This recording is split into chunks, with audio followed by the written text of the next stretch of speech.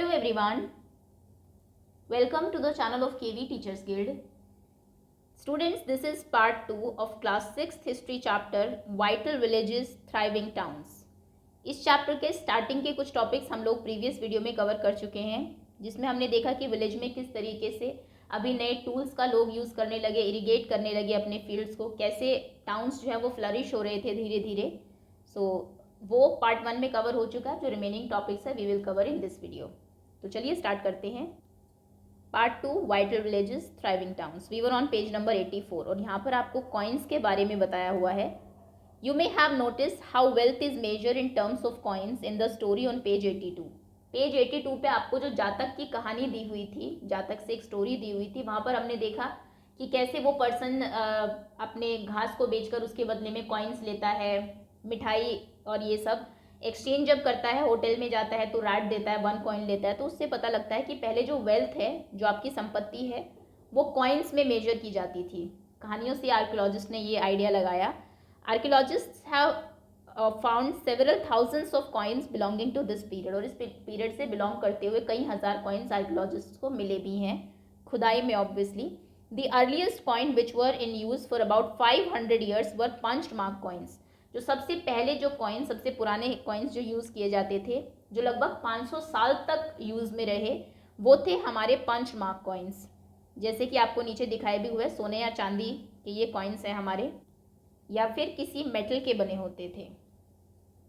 पंच mark coins के बारे में यहाँ आपको दिया हुआ है. Punch mark coins were generally rectangular और समटाइम्स स्क्वायर और राउंड इन शेप. ये जनरली रेक्टेंगुलर ऐसे होते थे, लेकिन कई बार सर्कुलर या फिर स्क्वायर शेप के भी होते थे. Either cut out of metal sheet, या तो इनको मेटल शीट से कट आउट किया जाता था, काटा जाता था इस शेप में, या फिर made out of flattened metal globules, या फिर मेटल की शीट जो है उसको, किसी मेटल को राउंड करके उसको फ्लैट कर दिया जाता था ताकि वो राउंड बन जाए. The coins were not inscribed. In coins के ऊपर कुछ लिखा नहीं जाता था, इंस्क्राइब नहीं होते थे, but were stamped with symbols using dice और पंचेस. बल्कि इनके ऊपर चीज़ों को पंच करके नए कुछ डिज़ाइंस बनाए जाते थे, जैसे आपको यहाँ पर दिख रहा है कुछ symbols, designs. Hence they are called punch mark coins. इसलिए इनको पंच मार्क कॉइन्स कहा जाता है. और ये कॉइन्स जो है इंडियन कॉन्टिनेंट के बहुत बड़े पार्ट में कई बहुत लंबे टाइम तक सर्कुलेशन में रहे भी. Other means of exchange. एक तो था कॉइन्स ही, कि आपने चीज़ दी, कॉइन्स मिल गए आपको उसके बदले में, फिर आपने वो कॉइन को यूज़ करके कोई दूसरी चीज़ खरीद ली. बाकी और कौन से मीन्स ऑफ एक्सचेंज थे? Read this short poem from Sangam collection. Sangam collection की एक पोएम यहाँ पर आपको दी हुई है. As they carry the white paddy of their land. जब वो अपने साथ कैरी करते हैं, लेकर जाते हैं सफ़ेद धान अपनी ज़मीन का, जो लैंड पर उन्होंने प्रोड्यूस किया है, to exchange it for the salt of another.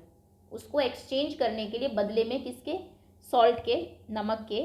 Crossing the long roads in cart. अपने कार्ट में बहुत लंबी लंबी रोड्स वो क्रॉस करते हैं गाड़ियों में अपने. Through sands white as moonlight. और जो उस सैंड को क्रॉस करते हैं, उस रेत को क्रॉस करते हैं जो कि मूनलाइट की तरह, चांदनी की तरह सफ़ेद है. Taking whole families. अपनी सारी फैमिली को अपने साथ ले जाते हैं. Who hate to be left behind.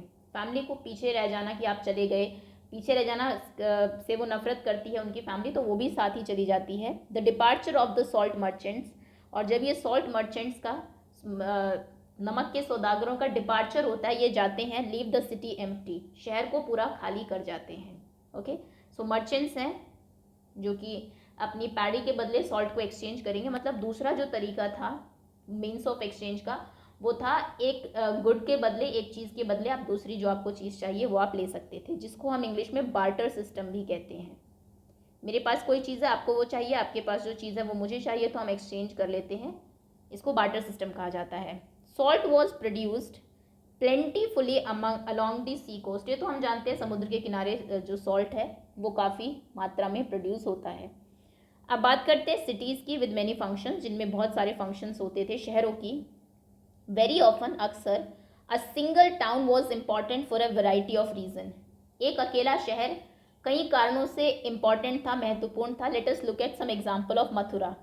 Mathura का अब हम एक एग्जाम्पल देखते हैं. Mathura has been an important settlement for more than 2500 years. लगभग 2500 साल तक मथुरा एक इम्पॉर्टेंट सेटलमेंट रहा, एक ऐसा शहर रहा जहाँ पर कि लोग ज़्यादातर जो है वो सेटल हुए, बसे. इट वॉज इम्पॉर्टेंट बिकॉज, और ये इम्पॉर्टेंट इसलिए था because it was located at the cross road of two major routes of travel and trade. ये दो जो ट्रैवल और ट्रेड के जो दो रूट थे उसकी क्रॉस रोड पे था, यहाँ पे था मथुरा।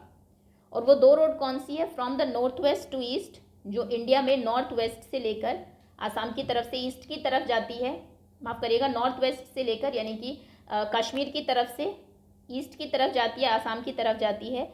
और दूसरी रोड थी जो नॉर्थ टू साउथ जाती है। इन दोनों के क्रॉस रोड पे था मथुरा, इसलिए इम्पॉर्टेंट था।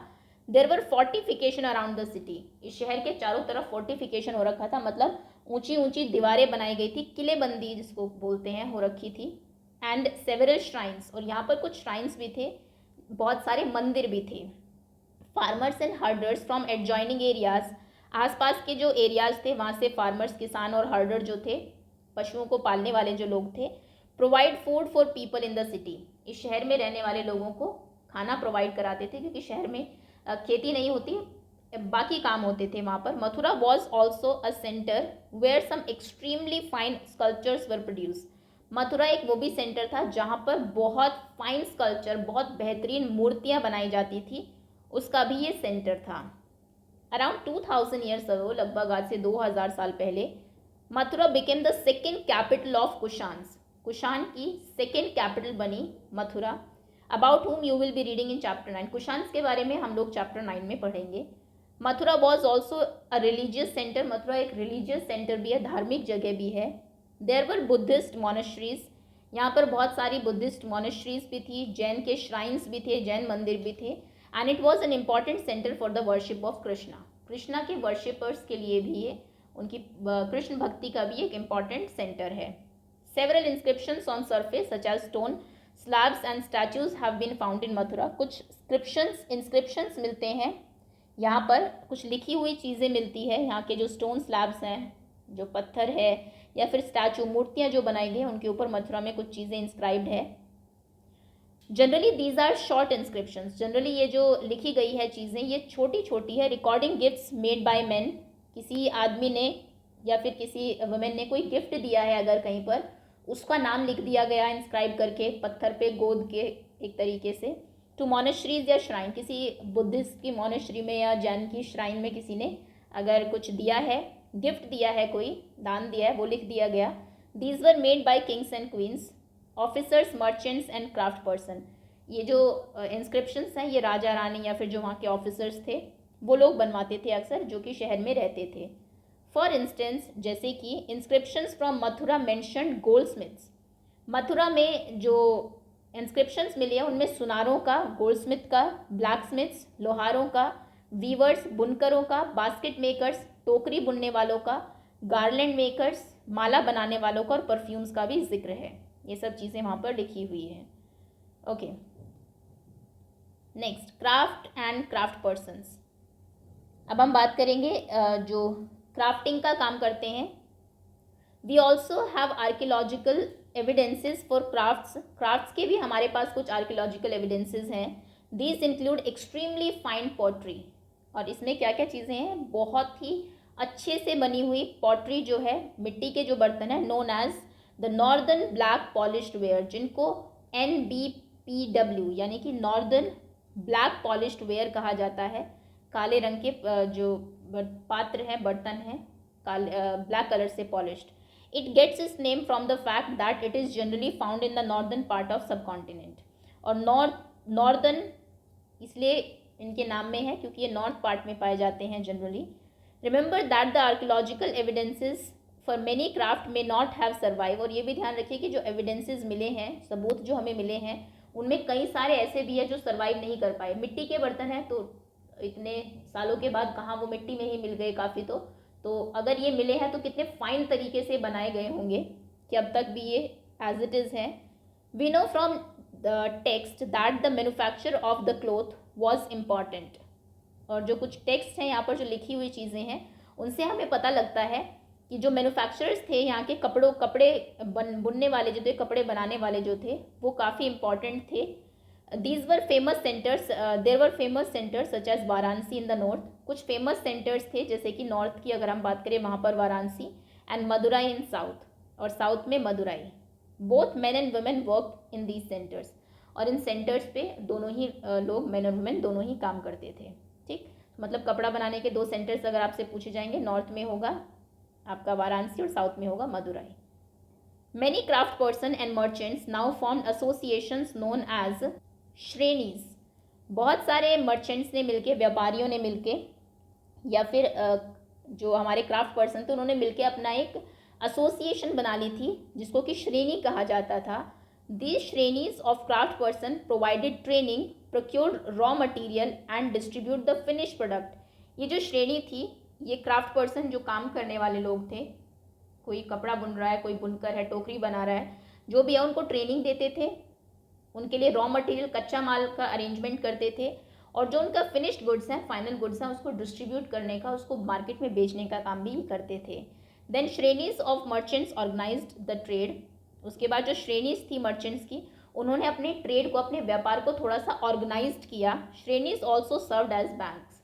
अब श्रेणी एज बैंक भी सर्व करने लगी, where rich man and women deposits money, जहाँ पर जो कुछ अमीर आदमी थे वो अपनी पैसा डिपॉजिट करते थे, दिस वॉज इन्वेस्टेड, उसको वो अलग अलग जगह इन्वेस्ट करते थे, and part of the interest were return और use to support religious institution such as monasteries. और उससे जो उनका इंटरेस्ट मिलता था, जो फ़ायदा उनको हुआ इन्वेस्टमेंट में, वो या तो जिन्होंने पैसे दिए उनको एज इंटरेस्ट ब्याज के रूप में दे दिया जाता था, या फिर कई बार किसी धार्मिक संस्थान में जैसे कि मोनेस्ट्रीज में लगा दिया जाता था। अब NBPW के बारे में पढ़ते हैं, northern black polished pottery ware. NBPW is a hard wheel made metallic looking ware with a shiny black surface। Assume आप कर सकते हैं कैसा होता होगा। इस तरीके का व्हील पे, जो पॉटर्स व्हील है उस पे ये बनता था, मेटल का होता था, मेटल जैसा दिखने वाला होता था, और इसका सरफेस ब्लैक कलर का शाइनी होता था, चमकदार। The potter used to expose the earthenware to very high temperature in the kiln, और भट्टी में ये इसको बहुत हाई टेम्परेचर पे पकाते थे, which result in the blackening of its outer surface, जिससे कि इसका बाहर का सरफेस ब्लैक हो जाता था बिल्कुल। A fine black slip was also applied on this। उसके बाद एक फाइन, बहुत ही पतली सी काले रंग की लेप भी इसके ऊपर किया जाता था, जिससे कि पॉटरी को एक मिरर जैसी शाइन मिलती थी, एक शीशे जैसी चमक मिलती थी। नेक्स्ट है rules for spinning and weaving. Spinning के लिए मतलब कि कातने के लिए और बुनने के क्या क्या नियम थे, क्या रूल्स थे। दीज रूल्स फ्रॉम अर्थशास्त्र, अर्थशास्त्र बुक के बारे में हमने चैप्टर 7 में पढ़ा है, ये उसमें लिखे हुए हैं। They describe how spinning and weaving could be done in workshop under the supervision of a special officer. मतलब कि प्रॉपर वर्कशॉप्स होती थी जहाँ पर एक ऑफिसर है, वो सुपरवाइज आपको करेगा और आप उनके सुपरविजन में स्पिनिंग और वीविंग का काम करेंगे। तो आप देख रहे हैं कितने ऑर्गेनाइज तरीकों से काम अभी हो रहा है। Widows, young women who are differently abled, कुछ जो कि विधवाएं थी या फिर कुछ जो वुमेन डिफरेंटली एबल्ड है। Nuns, mothers of courtesans, retired women, servants of the king, women who have retired from services in temples, may be used for processing wool, bark, cotton, hemp, flax। औरतें जो या तो विधवा हैं या फिर differently abled है, विकलांग है, या फिर कोई नन है, कोई कॉर्टिसन की मदर है, या फिर रिटायर हो गई हैं एज सर्वेंट किंग के यहाँ पर काम करती थी, या फिर जो अपनी सर्विस टेम्पल में जिन्होंने दी और वहाँ से वो रिटायर हो गए, ये सभी लोगों को ये क्या करा, यहाँ पर ये काम करती थी। और ये वहाँ पर वुल, बार्क या फिर कॉटन जो कि ऊन है या फिर पेड़ की छाल है या कपास, इन सब को हेम, फ्लैक्स, सन जिसको हम बोलते हैं, उसको रेडी करने के लिए, उसको प्रोसेस करने का ये काम करती थी। They should be paid according to the quality and quantity of the work. किस तरीके का काम, किस क्वालिटी का काम और कितना काम वो कर रही है उसके अकॉर्डिंग उनको पे किया जाता था। Women who are not permitted to leave their homes can send maid servants to bring the raw material from the superintendent. तो जो वुमेन, पहले हम जानते हैं उनको घर से बाहर जाना काम के लिए कई लोग अलाउ नहीं करते थे, तो वो लोग अपनी मेड सर्वेंट को भेज के ये सारा मटेरियल सुपरिंटेंडेंट से घर पे मंगा लेती थी and take the finished work back to him, और वो काम करके फिर वापस भिजवा देती थी फिनिश्ड वर्क। यानी कि वुमेन जो है वो इस काम में, आर्टिसंस के जो काम है इनमें काफ़ी हेल्प कर रही थी।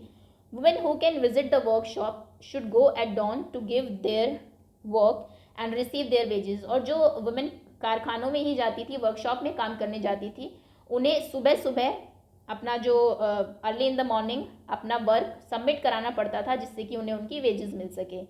There should be enough light to examine the work. इतनी लाइट, इतनी सुबह नहीं कि अंधेरा हो बिल्कुल, लाइट इतनी होनी चाहिए ताकि उनका काम एग्जामिन किया जा सके. In case of superintendent look at the women और talk about anything other than work, he should be punished. और जो वहाँ के सुप्रिटेंडेंट है, जो इंचार्ज है, जो निरीक्षक है उस काम के, जो ऑब्जर्व कर रहे हैं, अगर वो वुमेन उनसे काम के अलावा कोई भी और बात करेंगे तो उसको फिर पनिश किया जाता था. If a women does not complete her work, अगर वो अपना काम कंप्लीट नहीं करती थी, शी विल हैव टू पे अ फाइन, उनको फाइन देना पड़ता था. And her thumb can be cut off, और उनका अंगूठा भी उसमें काट लिया जाता था. Okay, next is a closure look. थोड़ा सा क्लोजली देखते हैं अरिकामेडु. अरिकामेडु एक जगह है. Find Arikamedu in Puducherry on map 7, page number 105.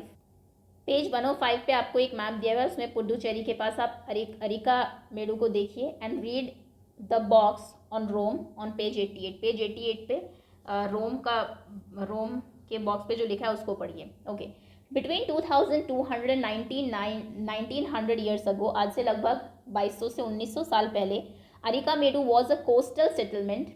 ये एक समुद्र के पास की, समुद्र तट की एक सेटलमेंट है जहाँ पर लोग सेटल थे, जहाँ पर कि शिप अनलोड किए जाते थे गुड्स के डिस्टेंट लैंड से.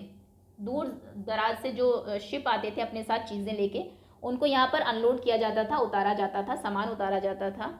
अ मैसिव ब्रिक स्ट्रक्चर, एक बहुत बड़ा ईंटों से बना हुआ structure, which may have been a warehouse, जो कि शायद एक गोदाम रहा हो, was found at this side. इस साइड पे वो मिला है, शायद से वो गोडाउन हो जिसमें कि चीज़ें स्टोर करके रखी जाती हो.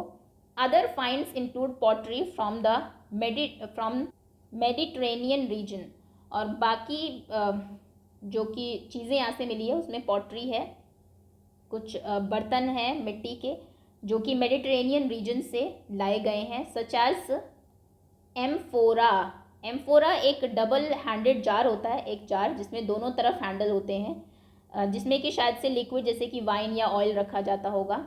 और कुछ स्टैम्प रेड गेज्ड पॉटरी भी मिली है, लाल रंग की कुछ लाल चमकदार पॉटरी बर्तन जिनके ऊपर स्टैम्प थी, जिनको नोन एज एरेटाइन वेयर, एरेटाइन बर्तन के नाम से जाना जाता था. Which was named after city in Italy. Italy में एक शहर था एरेटाइन, उसके नाम पे ये रखा गया था. पता लगता है कि शायद इटली से ही वो आई हो. This was made by pressing wait clay into the stamp mound. जो एरेटाइन वेयर है, इनको गीली मिट्टी पे वो प्रेस करके, स्टैम्प को प्रेस करके बनाया जाता था. This was yet another kind of pottery which was made locally. ये वहाँ पे और कुछ देयर वॉज, और भी कुछ पॉटरी भी थी जो कि लोकल लोग बनाते थे. दो रोमन डिज़ाइंस वर यूज्ड, और उन पे हालांकि रोमन डिज़ाइन यूज़ किए गए थे. Roman lamps, glasswares and gems have also been found at this site. और रोम से आए कुछ ग्लासवेयर यानी कि कांच के बर्तन, कुछ लैम्प्स और कुछ जेम्स, रत्न भी यहाँ से इस साइड से पाए गए हैं. Small tanks have been found that were probably dyeing vats. छोटे छोटे से टैंक्स भी मिले हैं जो शायद से कपड़ों की रंगाई के लिए यूज़ किए जाते होंगे, use to dye clothes. This is there is plenty of evidences. काफ़ी सारे हमारे पास एविडेंसेस है, सबूत है, for the making of beads from semi precious stone and glass, जो ये बताते हैं कि उस टाइम पर शीशे से या फिर जो स्टोन से, सेमी प्रीशियस स्टोन, उनसे वहाँ पर बीड्स भी बनाए जाते थे, यानी कि जो माला के मन के होते हैं वो भी बनते थे. तमिल ब्राह्मी इंस्क्रिप्शंस, ये देखिए पत्थर को पे इंस्क्राइब करके लिखा हुआ है, तमिल ब्राह्मी ये आपकी स्क्रिप्ट है. Several pieces of pottery have inscriptions Brahmi which was use to write Tamil. पहले तमिल लैंग्वेज के लिए ब्राह्मी स्क्रिप्ट का ही यूज़ किया जाता था, इसलिए इसका नाम तमिल ब्राह्मी स्क्रिप्ट रखा गया है. एल्सवेयर, अब ये तो हमने देखा इंडिया में क्या हो रहा है, अब हम देखते हैं बाकी जगह का, देखते हैं आउट ऑफ इंडिया क्या चल रहा है. फाइंड रोम इन मैप 6, पेज 76. पेज 76 में, मैप 6 में रोम को देखिए कहाँ पर है. This is one of the oldest cities in Europe. Rome जो है यूरोप में वन ऑफ द ओल्डेस्ट, काफ़ी पुराने शहरों में से एक है.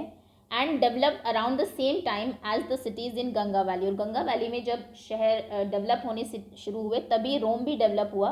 रोम was the capital of one of the largest empire. एक बहुत बड़ा साम्राज्य था, उसकी कैपिटल रह चुका है Rome. One that spread across Europe, North Africa and West Asia. ये इतना बड़ा एम्पायर था कि पूरे यूरोप में, नॉर्थ अफ्रीका में, वेस्ट एशिया तक ये फैला हुआ था। Augustus one of the most important emperor, और ऑगस्टस जो था वो यहाँ का सबसे इम्पॉर्टेंट एम्परर रहा, who ruled about 2000 years ago, जो आज से लगभग 2000 साल पहले उन्होंने वहाँ पर राज किया। Said that he found Rome a city of brick, और ऐसा कहा जाता है कि जब उन्होंने रोम पहली बार मिला उन्हें तो वो ईंटों का शहर था, and made it into a city of marbles, और उन्होंने उसको संगमरमर का शहर बना दिया। ये देखिए, ही एंड हिज लेटर रूलर्स, वो और उसके बाद जो रूलर्स वहाँ पर आए, बिल्ट टेम्पल्स एंड पैलेसेस, उन्होंने वहाँ पर काफ़ी मंदिर और महल भी बनवाए। They also built huge amphi theatres. Amphi theatre क्या था? ओपन एरेना, बिल्कुल खुली जगह थी, surrounded by tyres of seat, जिनमें कि सीढ़ी जैसी एक के ऊपर एक ऐसी सीट बनी होती थी, where citizens could watch all the kind of shows, जहाँ पर सामने शोज चलते थे और सिटीजन्स बैठ के उनको देख सकते थे। एंड पब्लिक बाथ्स भी थे, जिसमें कि सेवरल टाइमिंग होती थी, मेन एंड वुमेन जाके बेदिंग कर सकते थे। Where people met and relax, लोग वहाँ पर मिलते थे, रिलैक्स करते थे। ह्यूज एक्वाडक्ट्स, बहुत बड़े बड़े एक्वाडक्ट्स, जिनको सेतु आप पुल भी कह सकते हैं। चैनल्स टू सप्लाई वाटर, पानी की सप्लाई के लिए channels were built to bring water to the city, वो बनाए गए थे शहर में पानी लाने के लिए। For the bath fountain and toilets, bathing के लिए, फाउंटेन्स के लिए। और ये देखिए यहाँ पर एक एक्वाडक्ट आपको दिया भी हुआ है। एक्वा मतलब पानी होता है, उसी से ये वर्ड बना होगा। सो दैट्स ऑल स्टूडेंट्स, इसी के साथ चैप्टर आपका फिनिश होता है। होपफुली सभी बच्चों को अच्छे से समझ में आ गया होगा। Thank you so much for watching.